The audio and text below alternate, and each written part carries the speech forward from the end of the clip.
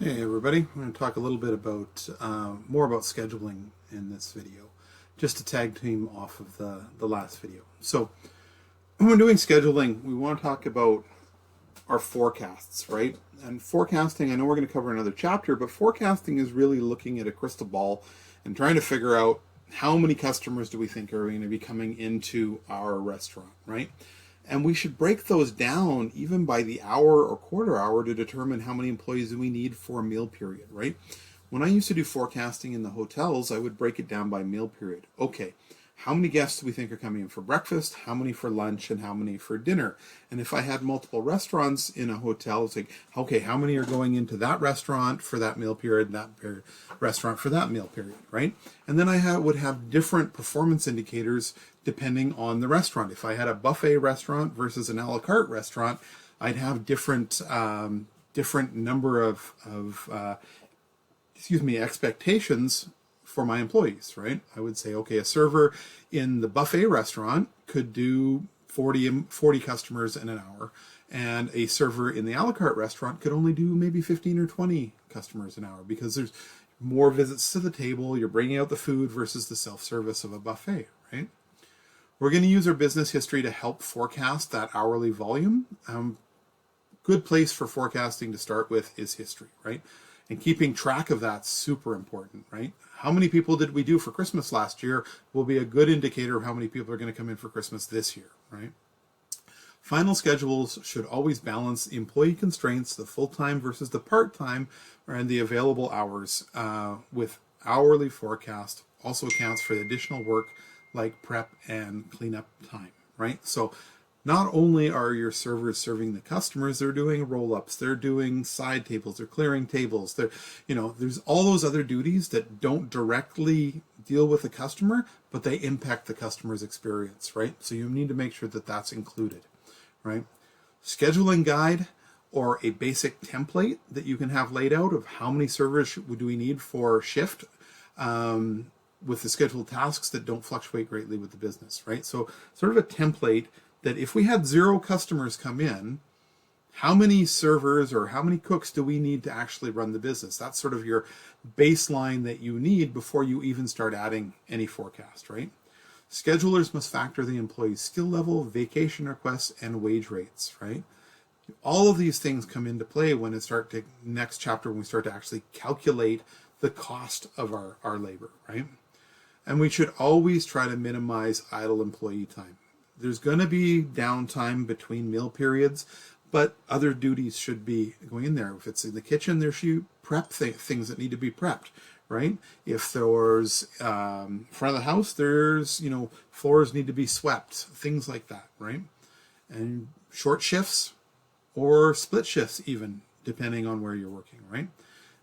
And you should always evaluate your schedule efficiency to see how to improve in the future, right? You're going to do a forecast of your customers that are coming in, and you say there's 200 coming in, maybe 250 come in. So did you have to add more people to that? Or maybe only 150 came in, so you had to let people go early off of the schedule, right? How did you manage that compared to the actual real world situation, right?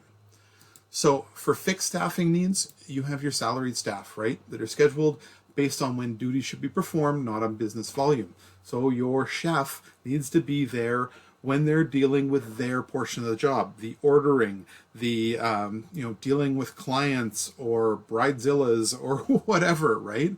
Not necessarily need to be there when the restaurant is at its busiest. That's maybe the sous chef's responsibility, right? It depends on the structure of the operation. The bigger the operation, the more sous chefs you have to look after, different restaurants or outlets where there's sort of the mini chef of those areas, and the executive chef looks after the hotel as a whole, and they need to be there when the rest of the department heads are there for the hotel in order to get the information that the kitchen needs to coordinate business in the hotel as a whole, right? If it's just a mom and pop restaurant and you're the chef and you've got some line cooks, well, you should definitely be there when it's the busiest on a Friday night, right? It just depends on the type of business that you're running, right? Multiple supervisors should not oversee the same group simultaneously. What's this talking about is if you've got so many salaried people, if you say you have a restaurant manager and two salaried supervisors, you shouldn't have all three of them on there at a time, right? Those should be split up across your schedule so that there's always a supervisor on duty should the need arise for a customer complaint or issue with staffing or whatever, right? Like I just alluded to, right? At least one manager should be available when customers and employees are present, right? Salaried employees, you should always schedule them for their 40 hours per week, unless they're taking their vacation.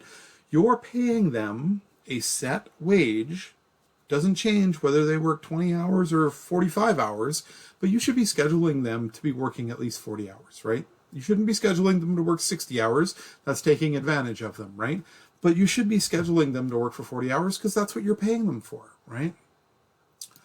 So a little more advice on scheduling. Post your schedules at least 1 week in advance so employees can make personal life changes and to avoid conflict with work.